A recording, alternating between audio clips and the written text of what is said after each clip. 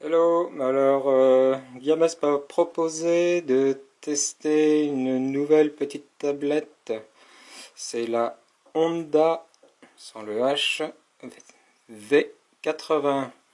Elle a un écran de 8 pouces et elle est équipée d'Android 7.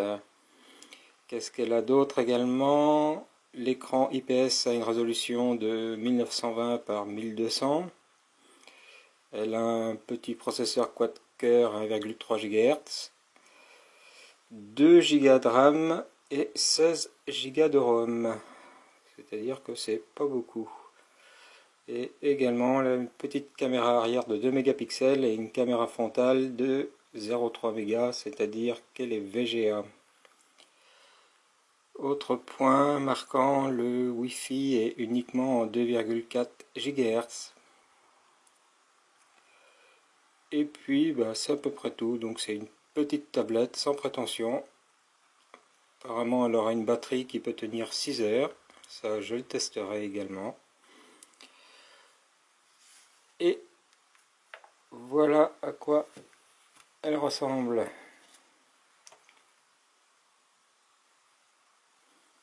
Donc, comme on peut le voir en comparaison avec celle-ci, ça c'est une Alphawiz de 8 pouces. Ça a beau faire 8 pouces toutes les deux, on voit que c'est pas du tout le même ratio d'écran.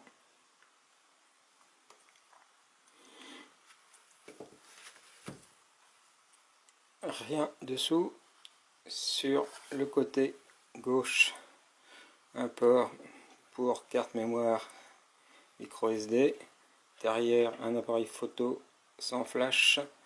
Au-dessus, une sortie haut-parleur, un jack de recharge propriétaire, une prise micro USB, une prise jack de 2,5 pouces pour le son, et sur le côté droit, les deux boutons pour le volume et le bouton marche.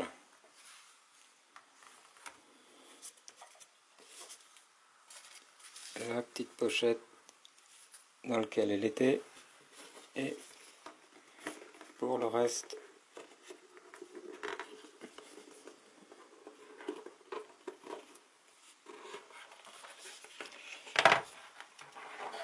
comme on peut le voir, pas grand chose.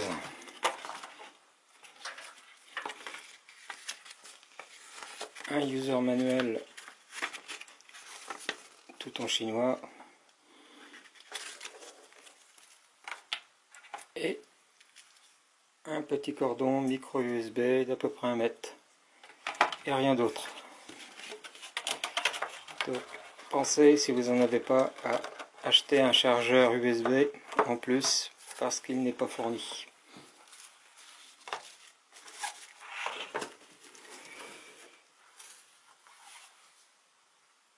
Alors lorsqu'on la démarre la première fois, elle est en anglais.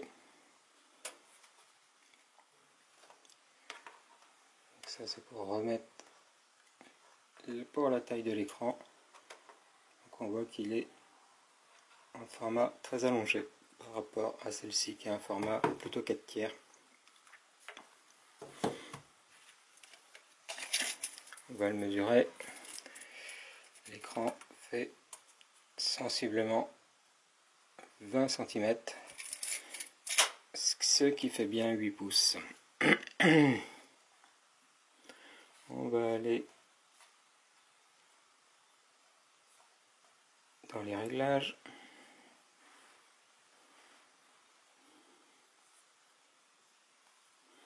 À propos de la tablette, c'est un modèle V80 avec Android 7 et un processeur quad-core A64.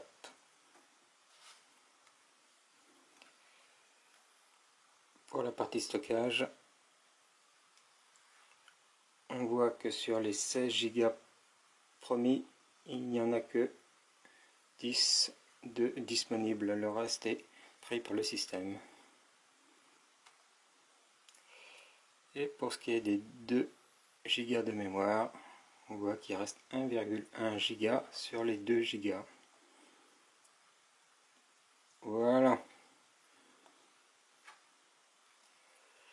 Alors, j'ai installé quelques petites choses, donc un benchmark dont j'ai l'habitude maintenant, AnTuTu, une application de replay France TV et une autre application de replay Molotov, et puis un jeu. Alors lorsque je lance le benchmark de celle-ci, j'obtiens un score de presque 17 000,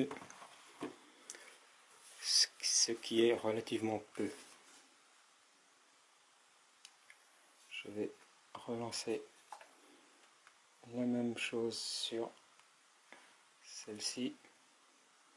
Voilà, j'obtiens un score de à peu près 70 000. Sinon, elle est extrêmement légère. Franchement, elle pèse vraiment très peu dans la main. La prise en main est tout à fait correcte, le fait qu'elle ait un écran allongé. Et que ce soit France TV ou Molotov, eh ben, aucun problème.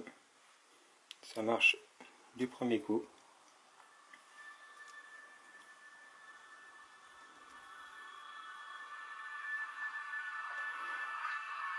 Le son est suffisamment haut et correct.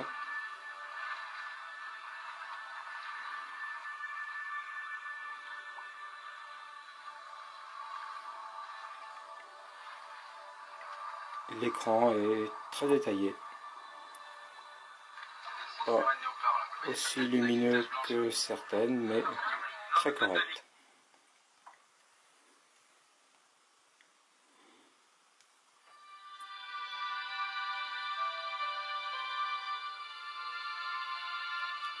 Donc, comme on voit, on est à 7 à 8 images par seconde, ce qui est relativement peu.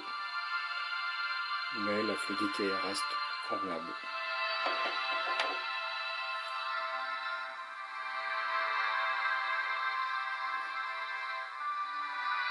On voit que le processeur graphique est un Mali 400.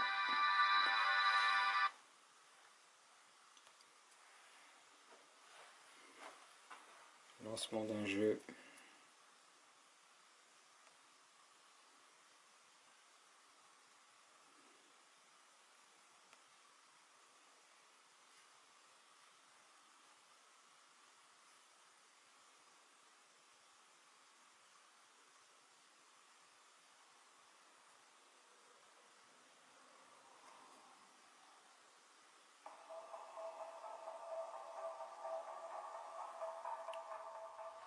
Nous revoilà dans le test du jeu Asphalt, après avoir fait un long téléchargement d'1,4 Go.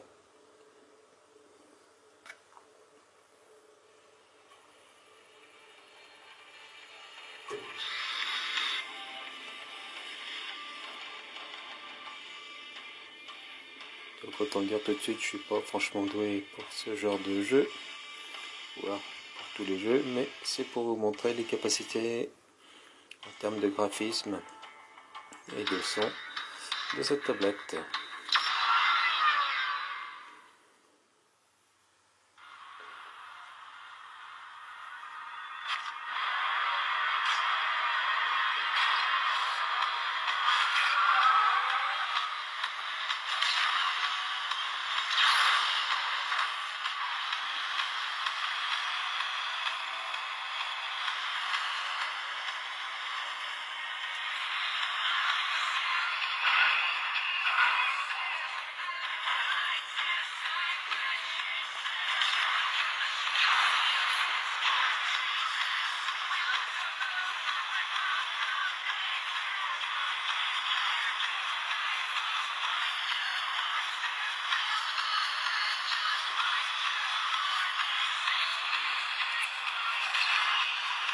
Comme on peut le voir, le jeu est plutôt fluide.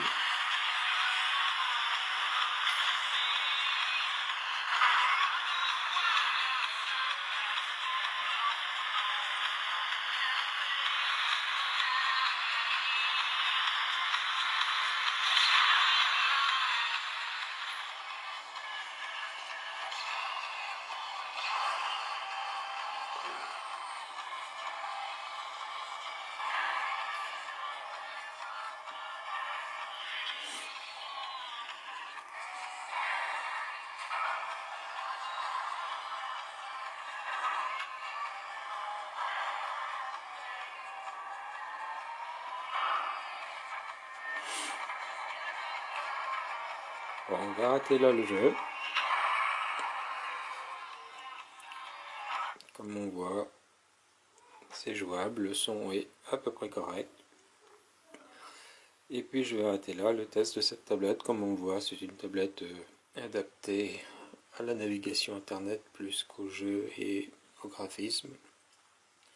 Elle a peu de port de connexion, mis à part un port micro